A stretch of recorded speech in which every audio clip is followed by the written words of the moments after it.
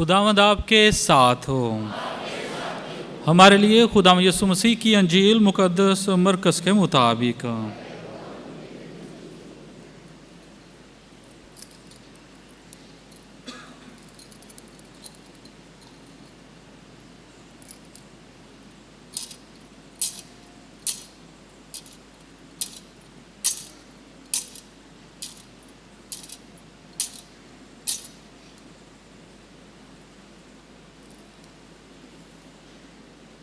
उसके चौथे बाब में से सुनेंगे।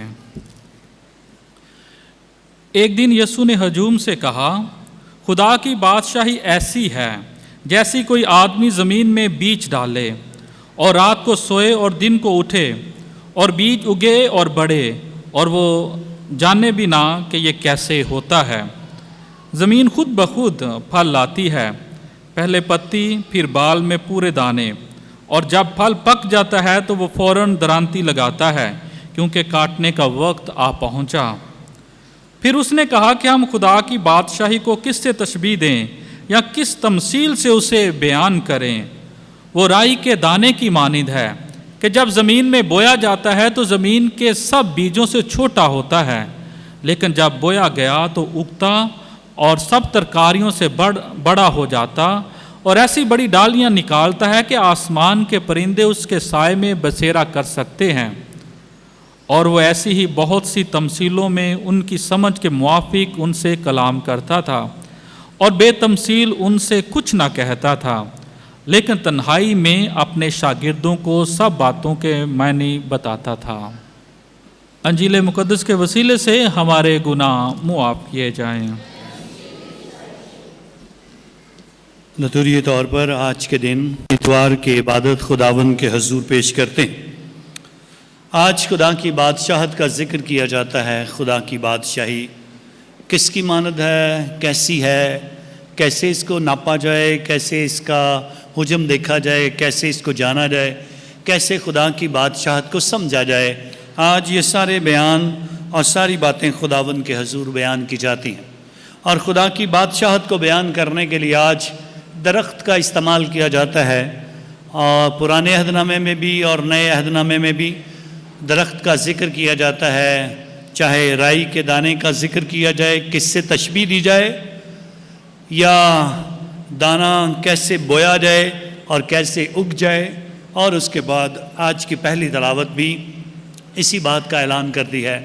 खुदा की बादशाही देवदार दरख्त की मानद है। देवदार दरख्त जो कि खुदावन के हजूर बोया जाता है और एक बड़ा दरख्त बनता है। दरख्त का इस्तेमाल इसलिए किया जाता है ताकि कोई भी दरख्त जब बोया जाता है तो ये नहीं कहा जा सकता कि इसका कद इससे बड़ा नहीं होगा।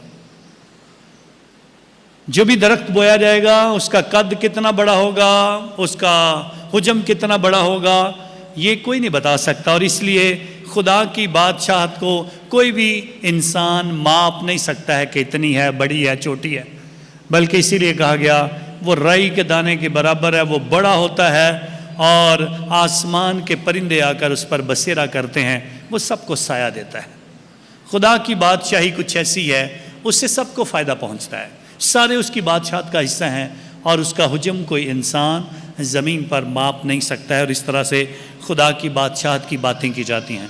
आज खुदा की बादशाही की बातें करना क्यों ज़रूरी है, क्यों आज के दिन बादशाहत का ऐलान किया जाता है। और हिजकिय्याह नबी जिसके सहीफ़े से आज हमारे सामने पढ़ा गया था कि हम 17 बाब 22 आयात से लेकर 24 आयात तक जो कलाम हमारे लिए पहली तलावत की सूरत में पढ़ा गया, हम उसको जान सकें क्या है, उस कलाम की वुसअत क्या है, क्यों हिजकिय्याह नबी इसकी आज एक बार फिर दरख्त का जिक्र करना चाहता है और दरख्त की कोंपलों का जिक्र करता है और उसकी नरम कोंपलों को लेकर फिर उगाएंगे और फिर पहाड़ की ऊंची चट्टान पर उगाएंगे। और पहाड़ के ऊपर ना मिट्टी है ना पानी है, वो सख्त पत्थर की मानद है और वहाँ पर इसको उगा दिया जाएगा। और फिर किस तरह से इस बात को आज हम समझने की कोशिश करते हैं। इससे पहले कि खुदा की बादशाहत जो कि देवदार दरख्त की मानद है उसको हम समझें, जो कि खुदावंद के हजूर बयान किया गया है। आज हिजकिय्याह नबी क्यों बनी इसराइल कौम से मुखातिब है, इसकी बैकग्राउंड हिस्टोरिकल, इसकी बैकग्राउंड क्या है, इसका पस मंज़र क्या है, तारीख़ी तौर पर क्या वजह थी कि उसे आज इस कलाम को उनके सामने पेश करना पड़ा। आप सारे जानते हैं खुदा का वादा है कि मैं दाऊद की नस्ल से मसीहा को लूँगा, दाऊद के घराने से उसका ताल्लुक़ होगा। अब यसी का बेटा दाऊद और दाऊद के बाद उसका बेटा सुलेमान और सुलेमान के बाद बहुत सारे बादशाहों का ज़िक्र खुदा के कलाम में पाया जाता है। जब हिजकिय्याह का वक्त आया है तो कुछ अजीब सा हुआ है जिसको समझना बड़ा ज़रूरी है। हिजकिय्याह के वक्त में बादशाह खुदा के हुक्म तोड़ते हैं, बादशाह अपने आप को खुदा समझना शुरू कर देते हैं। बादशाह समझते हैं हमारे पास पैसा है, हीरे जवाहरात हैं तो हम सब कुछ कर सकते हैं, जितने मर्जी गुनाह कर लें, जितना मर्जी हुक्म तोड़ लें, जितनी मर्जी इबादत अपनी ज़िंदगी में कम कर दें, इससे कुछ फ़र्क नहीं पड़ता है। और ये बादशाहत जब खुदा के हुक्मों के मुताबिक और कलाम के मुताबिक नहीं चल रही थी तो उनको सज़ा देने के लिए खुदा ने नबूकदनेस्सर बादशाह को बाबल की सल्तनत को भेजा ताकि वो इनको सिखाए। और दाऊद के घराने के सबसे पहले बादशाह को तोड़ा जाता है, ख़त्म नहीं किया जाता, तोड़ा जाता है। बादशाह को ये कोशिश करके कि इसको सज़ा दी जाए उसके बुरे कामों की वजह से। फिर उसे गिरफ्तार किया जाता है, गिरफ्तार करके उसे कैदी बनाकर जलावतन कर दिया जाता है और बाबल में ले जाया जाता है। इसके साथ बहुत सारे लोगों को ले जाया जाता है और बाबल में ले जाकर इनसे मुशक्क़त करवाई जाती है, इन पर सख्ती होती है, जुल्म किया जाता है, सख्त और मेहनत के काम लिए जाते हैं। और ऐसे ही ये ज़िंदगी गुजारते गुजारते ऐसे बेहिस हो जाते हैं, नाउमीद हो जाते हैं और इन्हें ऐसे लगता है कि जैसे जो खुदा ने वादा किया था कि मैं दाऊद की नस्ल से मसीहा को भेजूंगा, तो ये सोचना शुरू कर देते हैं मसीहा नहीं आएगा, मसीहा कोई नहीं आएगा। मसीहा दाऊद की नस्ल से कहा गया था, दाऊद की नस्ल अब वो बादशाहत नहीं रही है शायद। तो हिजकिय्याह नबी बताना चाहता है आज नए तरीके से, आज वो नए तरीके से उनको सिखाना चाहता है, क्योंकि बाबल के लोगों से वो बात करेगा मसीहा के आने की तो उन्हें समझ नहीं आएगी। बाबल के लोगों की बजाय वो छुपे हुए लफ्ज़ों में, रोया की सूरत में, तमसील की शक्ल में, छुपे हुए लफ्ज़ों में बनी इसराइल कौम से बात करना चाहता है और बताना चाहता है खुदा की बादशाहत देवदार दरख्त की मानद है और खुदा के इस दरख्त में से, इस बादशाहत में से मैं कोमल जो है कौंपलें हैं, नरम कौंपलें जो है उनको लूँगा और उन्हें मैं पहाड़ की चोटी के ऊपर लगाऊंगा और वहाँ से वो दरख्त उगेगा। और जब उस दरख्त को जब उगेगा तो उसका वज़न और उसका जो आकार होगा, वो जो उसकी ऊंचाई होगी, वो सारी कौमों को नजर आएगी। पहले तो वो ज़मीन से ऊपर पहाड़ और पहाड़ के ऊपर लगा हुआ दरख्त और फिर उगे हुए दरख्त का कद जो है वो सारी कौमों के लिए निशान बन जाएगा। अब आप लोग और मैं समझना शुरू करें, ना पानी है ना मट्टी है, कैसे दरख्त लग जाएगा? ये खुदा का वादा है।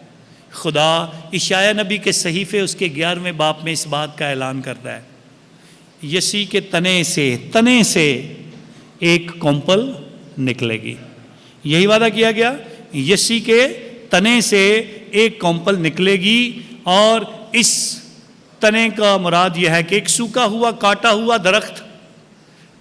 दरख्त जो ज़मीन पर लगा है उसमें से एक शाख निकल आए तो इंसान खुश हो जाता है कि इसमें अभी तक ज़िंदगी बाकी है। बुनियादी तौर पर खुदा बताना चाहता था ये बादशाहत जो ज़ाहरी तौर पर अब नज़र नहीं आती है, मैं यहाँ से एक नई कौंपल निकालूंगा।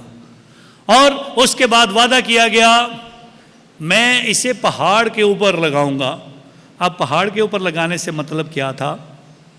पहाड़ के ऊपर क्या हुआ था? पहाड़ से मुराद कोहे कलवरी है, जहाँ पर सलीब जो उसी तने से बनी है और उसके ऊपर जो कौंपल यीशु मसीह है वो सारी दुनिया को ऊंची तौर से दिखाई देगा और उसकी बादशाहत का ऐलान जो है वो सारी दुनिया में किया जाएगा। तो बुनियादी तौर पर इन सारी बातों के अंदर بنی اسرائیل قوم کو تیار کیا جاتا ہے، پریشان ہونے کی ضرورت نہیں ہے۔ یہ ظلم ختم ہو جائے گا، یہ نا امیدی ختم ہو جائے گی، امید رکھو خدا اپنی بادشاہت قائم کرے گا، اور پھر یسی کے تنے سے دوبارہ ایک کومپل نکلے گی اور وہ یسوع مسیح پیدا ہوگا، وہ آئے گا، اور پھر کوہ کلوری پر جو اس کی صلیب ہے اس کا جلال سارے لوگ دیکھیں گے۔ اور اسی لیے جب یسوع مسیح صلیب پر مرتے ہیں تو نیچے کھڑے ہوئے سرداروں میں سے ایک نے کہا در حقیقت یہ خدا کا بیٹا ہے۔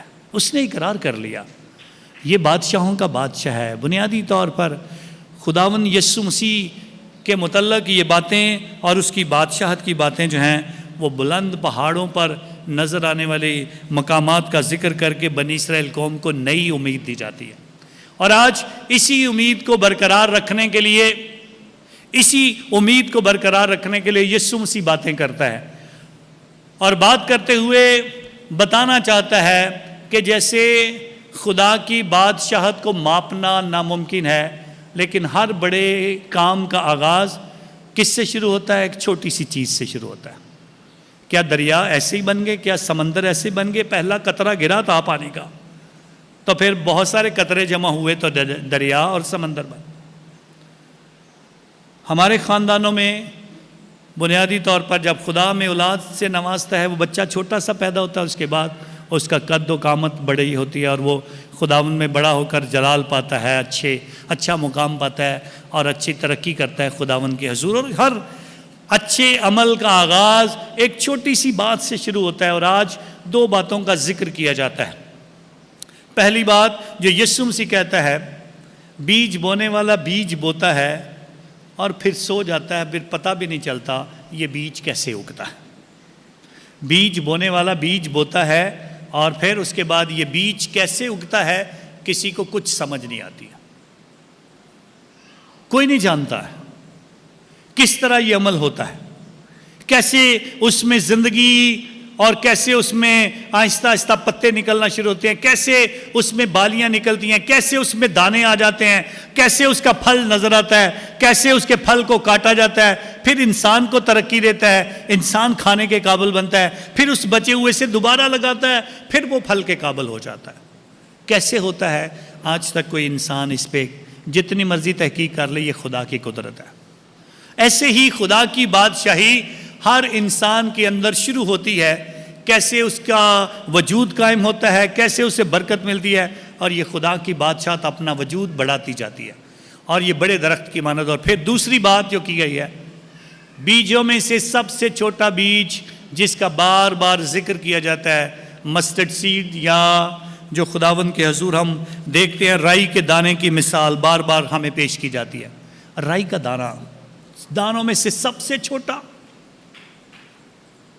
جب رائی کا دانہ لگا دیا جاتا ہے وہ بڑا ہوتا ہے اور اس کا قد بڑا ہوتا ہے، ایک بڑے درخت کی شکل لیتا ہے، اور پھر کہا گیا اس کے اوپر آسمان کے پرندے آ کر بسیرا کرتے ہیں۔ تو بیج کیسے لگتا ہے، بیج کتنا چھوٹا ہوتا ہے، اس کے اندر سے کیا نکلنے والا ہے، یہ خدا ہی بہتر جانتا ہے۔ ایک عورت ایک دن ایک خواب دیکھتی ہے، اور خواب میں یہ دیکھتی ہے، ایک سٹور اسے دکھایا جاتا ہے، سپر سٹور، اور سپر سٹور دکھایا جاتا ہے، اور کہا اسے خواب میں یہ کہا جاتا ہے کہ اس سپر سٹور پر جا اور جو بھی تو چاہے گی وہ تجھے مل جائے گا اور فری میں ملے گا۔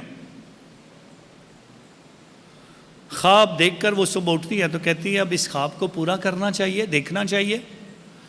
تو یہ دیکھنے کے لیے کہ میرا خواب پورا ہوتا ہے کہ نہیں، وہ صبح اٹھتی ہے اور سٹور مالک سے جا کر ملتی ہے اور اسے کہتی ہے رات کو مجھے یہ خواب آیا تھا، رات کو مجھے یہ خواب آیا تھا، اور خواب یہ ہے کہ مجھے کہا گیا تو سپر سٹور سے جو بھی حاصل کرنا چاہے گی وہ حاصل کر لے، تجھے یہ سب کچھ مفت میں ملے گا۔ تو سپر سٹور کے مالک کے پاس جا کر اسے کہتی ہے میں چاہتی ہوں مجھے ایک ملک دے دو۔ تو ملک دے دوں؟ اچھا پھر کیا ہوگا؟ اس نے کہا مجھے ایک ایسا ملک دے دو جس میں کرپشن نہ ہو، مجھے ایک ملک دے دو جہاں رشوت نہ لی جائے، مجھے ایک ایسا ملک دے دو جہاں پر لوگوں کے حقوق کا خیال رکھا جائے، مجھے ایک ایسا ملک دے دو جہاں پر ظلم نہ ہو، مجھے ایسا ملک دے دو جہاں پر بچوں پر ظلم نہ کیا جائے، مجھے ایک ایسا ملک دے دو جہاں بچے اور سارے تعلیم کے زیور سے آراستہ ہوں۔ تو وہ بڑی خوشی سے کہتا ہے دے دیں گے، آپ کو دے دیں گے، پر اس نے کہا میری ایک شرط ہے، ہمیں آپ نے جو خواب دیکھا ہے وہ ٹھیک دیکھا ہے، ہم یہ سب کچھ دیتے ہیں، ہم یہ سب کچھ دیتے ہیں، لیکن ہم سب کچھ تیار کر کے نہیں دیتے ہیں، بلکہ ہم ہر ایک چیز کے بیج دیتے ہیں، ہر ایک چیز کے ہم بیج دیتے ہیں۔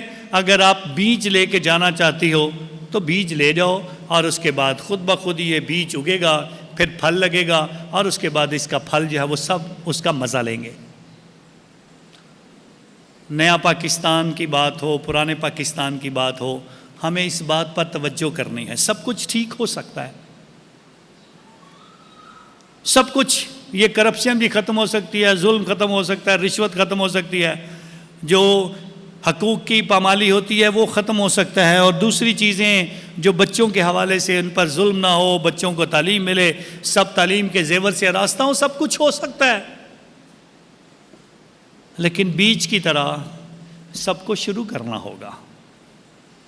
کسی ایک کے کرنے سے نہیں ہوگا، بلکہ سب کو اس بیج کو اپنے لیے بونا ہے، اپنی زندگی سے، اپنی زندگی میں اس بیج کو بونا ہے۔ اگر آپ کرپشن ختم کرنا چاہتے ہیں تو آپ کو اپنی زندگی سے شروع کرنا ہوگا۔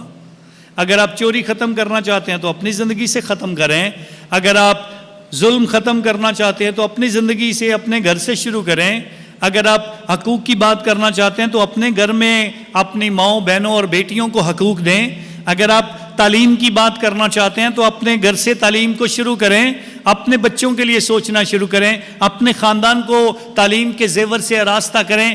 یہ ظلم، یہ ساری چیزیں خود بخود ہی ختم ہو جائے گی، اور اسی لیے خداوند یسوع مسیح بار بار بادشاہی کا جب ذکر کرتا ہے، آسمان کی بادشاہی کا ذکر کیا جاتا ہے، اور پھر اس کے بعد یہ بھی کہا جاتا ہے میری بادشاہی کہاں پر ہے؟ تمہارے درمیان ہے۔ تیری بادشاہت آئے۔ ہر روز ہم مانگتے ہیں، ہر روز ہم التجا کرتے ہیں، لیکن کبھی ہم نے اس بادشاہت کو لانے میں، اس بادشاہت کو قائم کرنے میں، اس بادشاہت کو بڑھانے میں اور اس بادشاہت کا مزہ لینے کی کوشش کی نہیں ہے، اور وہ کوشش ہم نے کرنی ہے۔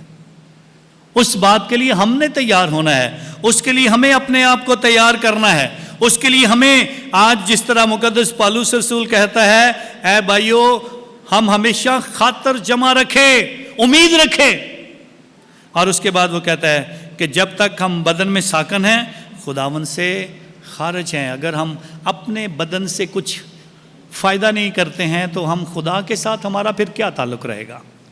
ہمارا یسوع سے کیا رشتہ رہے گا؟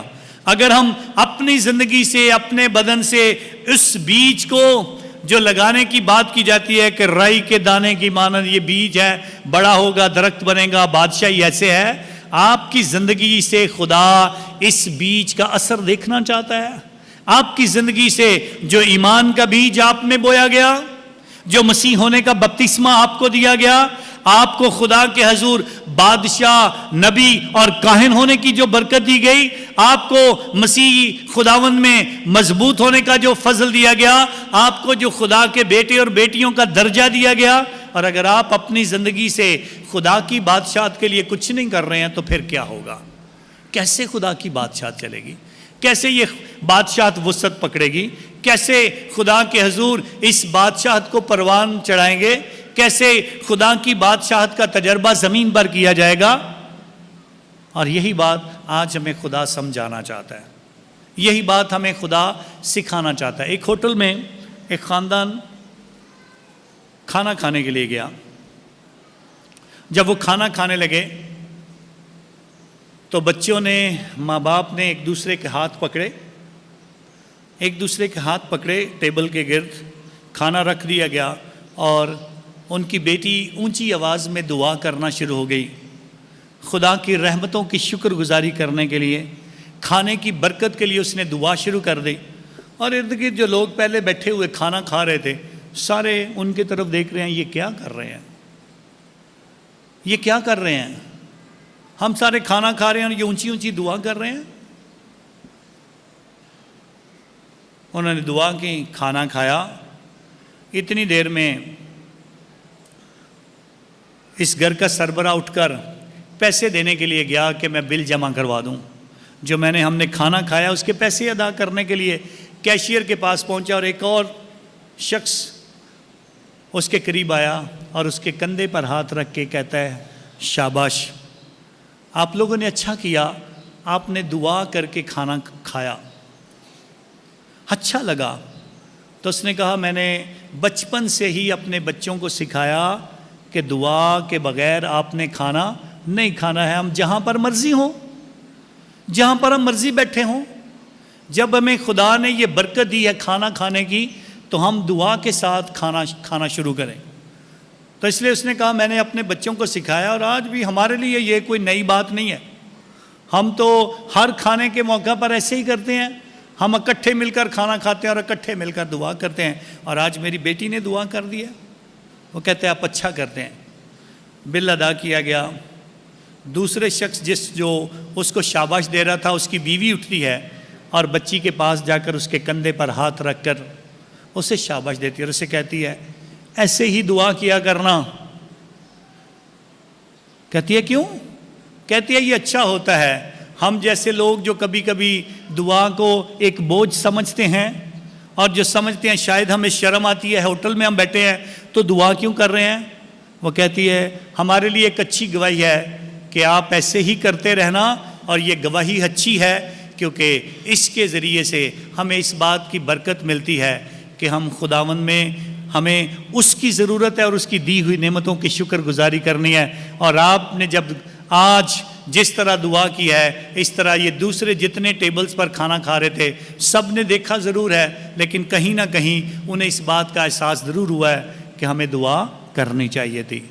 तो खुदा की बादशाहत उसी सूरत में वुसअत पकड़ेगी जब हम अपने अपने तौर से इस बात को देखना शुरू करेंगे, महसूस करना शुरू करेंगे, खुदा के साथ ज़िंदगी गुजारना शुरू करेंगे, खुदा के हजूर अपने आप को तैयार कर पाएंगे कि किस तरह हम खुदा में इस ज़िंदगी को देख सकते हैं और इस ज़िंदगी से और अपने ईमान को परख सकते हैं कि जो ईमान का बीज हमारे माँ बाप ने बोया, जो बीज खुदा के घर में आकर बपतिस्मा की सूरत में हम में बोया गया, जो पाक शराकत के मौका पर हर रोज़ हमारे अंदर ये बीज जो डाला जाता है, उसका बदन यस्सु का क्या ये उगता है कि नहीं, जो साक्रामेंट रूल कुदस की सूरत में जो इस्तिकाम का साक्रामेंट मिला कि हम खुदावंद के सिपाही बने, क्या हम बने हैं कि नहीं। और फिर क्या जब हम बीमार होते हैं तो हमें बीमारों का साक्रामेंट दिया जाता है, क्या उसकी कुदरत हम में काम करती है कि नहीं।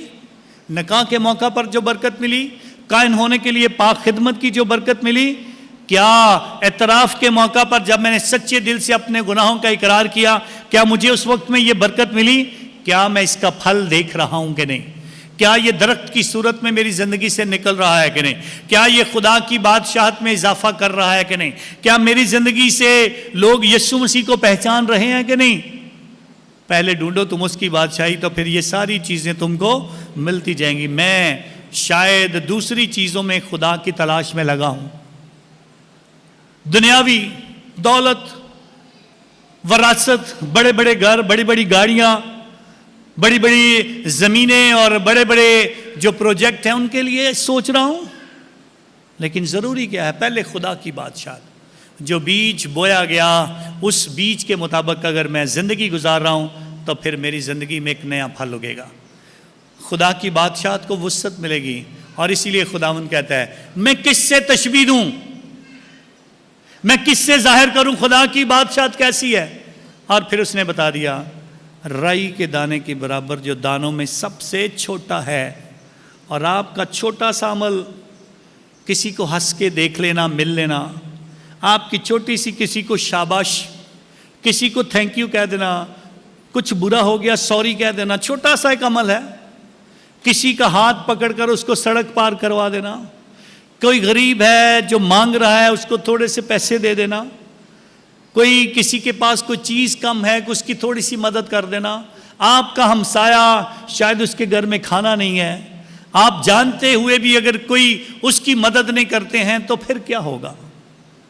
खुदावंद के हजूर यही एक छोटा सा काम, एक छोटी सी किसी की हौसला अफजाई, किसी के कंधे पर हाथ रखकर उसको थपथपाने के बाद उसको हौसला दे देना कि हम तेरे साथ खड़े हैं। किसी की मुसीबत में किसी की बीमारी में तीमारदारी करते हुए किसी के साथ खड़े होने की हमें ज़रूरत है। थोड़ा सा हमारा हौसला, थोड़ी सी हमारी कोशिश, थोड़ा सा हमारा छोटा सा काम कितना बड़ा दरख्त बन सकता है।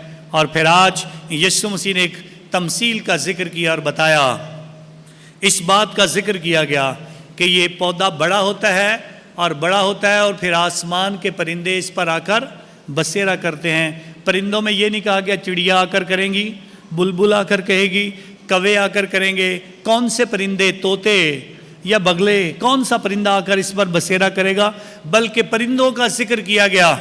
और हम सारे जानते हैं यीशु की बादशाहत जो दायमी और आसमानी है, इस बादशाहत का हिस्सा किस किस ने बनना है, कौन कौन इसमें शामिल होंगे, कौन कौन से परिंदे, गैर कौमों का जिक्र किया गया।